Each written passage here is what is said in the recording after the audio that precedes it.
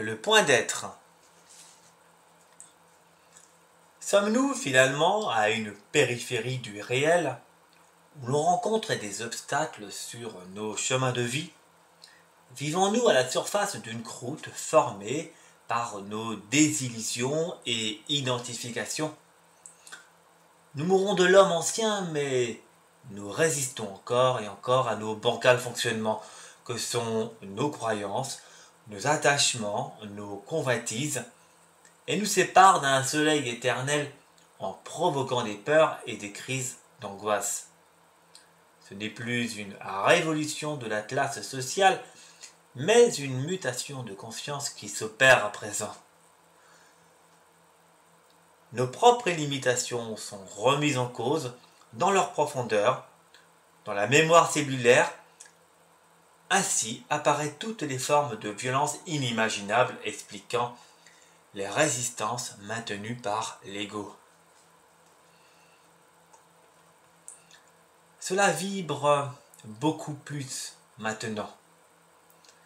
Il y a un invisible qui se fait présent et rayonne de sa luminosité plus intensément qu'auparavant.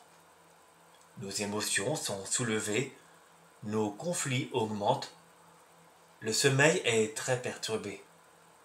Il y a du tumulte de pensées, du bruit dans nos têtes, nous avons peur, mais de peur de quoi au juste?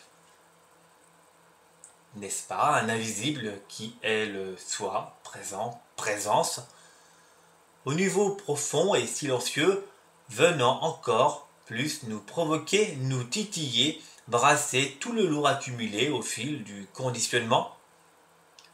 Ce sont des mini-éruptions volcaniques provoquées tout bonnement à cause d'une remise en cause. Nous passons à la vitesse supérieure. Le poids de nos attachements provoque la peur, car il s'oppose à la lumière, à ce soleil invisible et omniprésent. Également, il est un antagonisme à la dimension supérieure, c'est-à-dire le nouveau, le contact vrai, immédiat et spontané. Mais cette ombre part peu à peu par une dissolution liée aux nouvelles forces de l'invisible. Alors il y a comme un cafouillage, un brouillard d'ondes, d'interférences où les gens ne comprennent vraiment plus la vie, les repères disparaissent complètement, lentement et sûrement. D'autres s'opposent encore et encore par des exécutions sous forme de violence et de refus.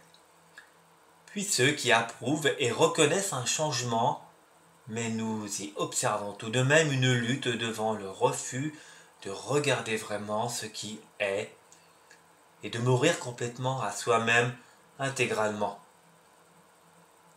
Le connu ne peut évidemment pas rencontrer l'inconnu. Il en va de soi. Tous les moyens sont employés en vertu d'évolution et de progrès psychologique, et non celle de la conscience. Le progrès figure dans la continuité du temps et fait partie d'une forme de conditionnement. Nous désirons faire durer le bien-être mental par une forme de continuité par des moyens subtils, alors que la rencontre de soi fait toujours peur. Nous sommes à proprement parler devenus le moyen et la fin pour être dans une forme d'oubli de soi, en quelque sorte. Mais ce dont nous voulons, c'est de continuer dans un devenir, un progrès constant de bien-être par des solutions variées, par une nouvelle technologie sans réellement prendre la décision de mourir complètement de tous ces moyens, de ce moi, moyen, fin, qui constitue infini et est donc dans l'impossibilité d'une rencontre avec l'infini.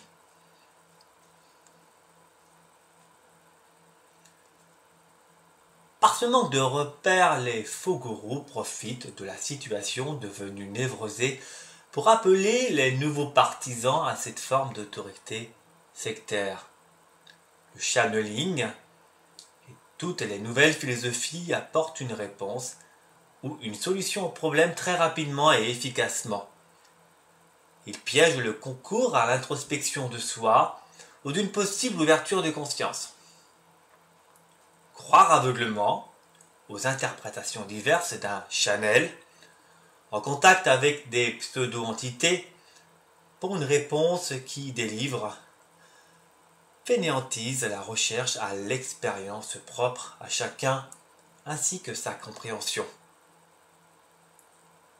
Quelle est la meilleure attitude pour l'ouverture de conscience?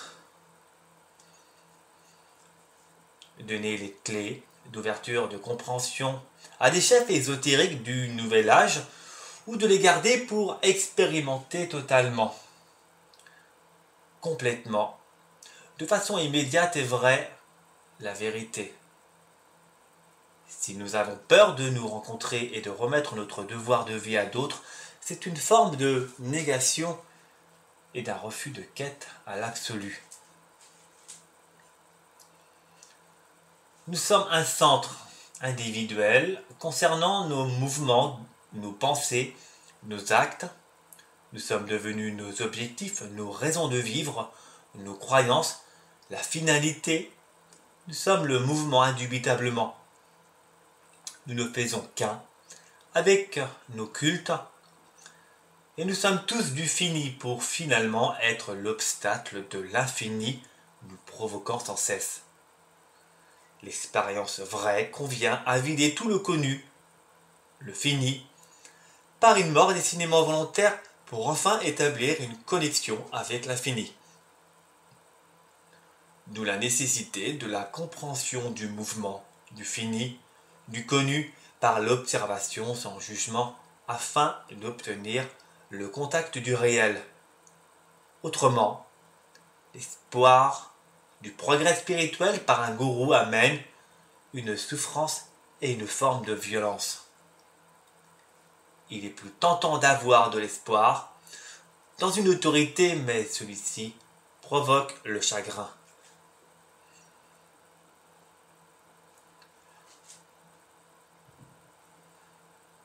La vie et la mort cheminent ensemble. Mais pourquoi continuons-nous à croire au néant après le trépas? D'une part, à cause de notre ignorance sur l'après-vie, mais aussi en raison de nos résistances. Nos conditionnements, nos croyances, nos attachements produisent des phobies à la disparition. Nous avons de véritables angoisses dans l'idée de tout perdre. Et nous préférons nous vaquer à des occupations ou des distractions afin d'éviter d'y penser. Mais n'est-ce pas ces différentes négations de soi qu'il faut travailler au cours de notre incarnation terrestre?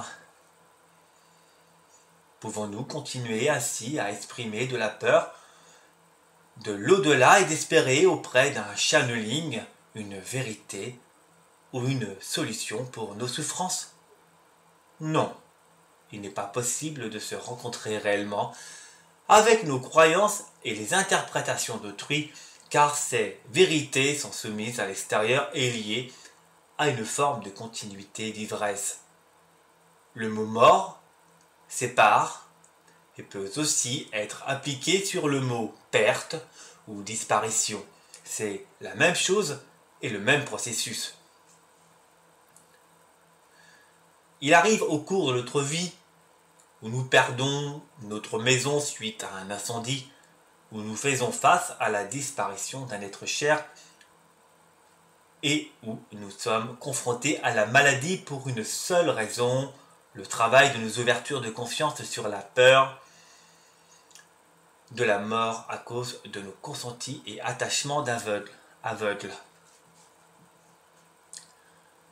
Cela se fait par commencer à voir vraiment sans interprétation subjective pouvant faire intervenir un antagonisme à la clarté de la vérité.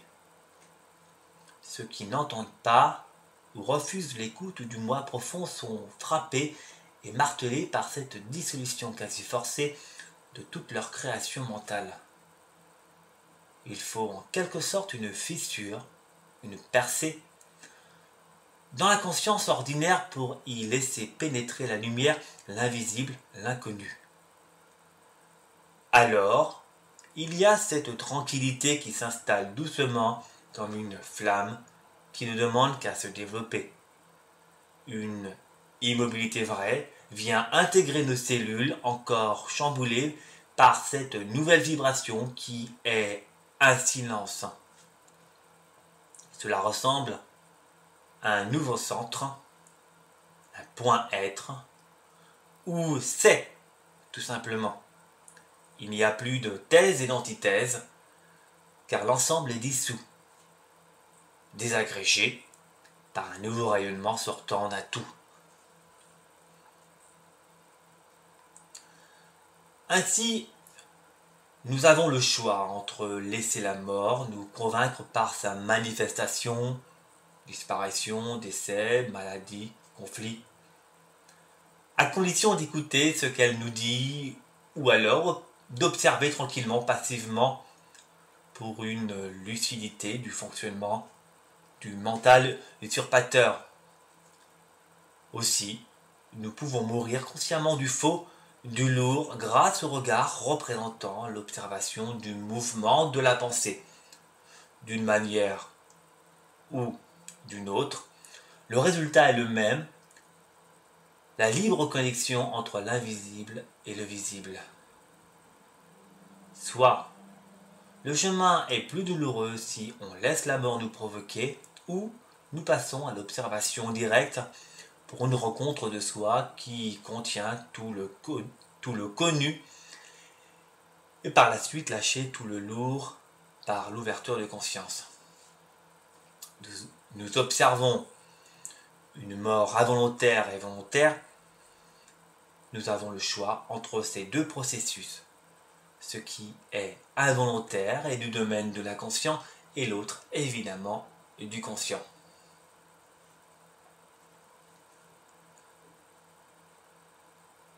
Quand la percée se réalise, nous ressentons enfin notre présence liée à l'instant présent de la vie. Nous vibrons intensément. Chaque vibration, couleur, forme, beauté, son, comme si l'extérieur nous anime de l'intérieur et vice-versa. Nous n'avons plus besoin de moyens pour nos bonheurs, car nous vibrons à l'unisson l'ensemble, la globalité.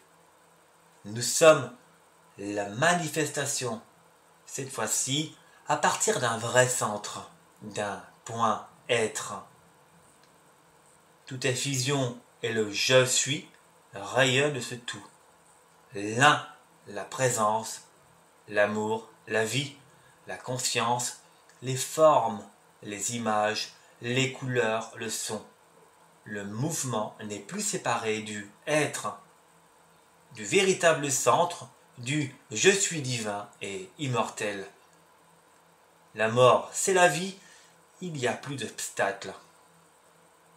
Nous n'avons plus peur, mais nous sommes constamment dans la joie. Le temps est aboli, car nous vivons la présence tout.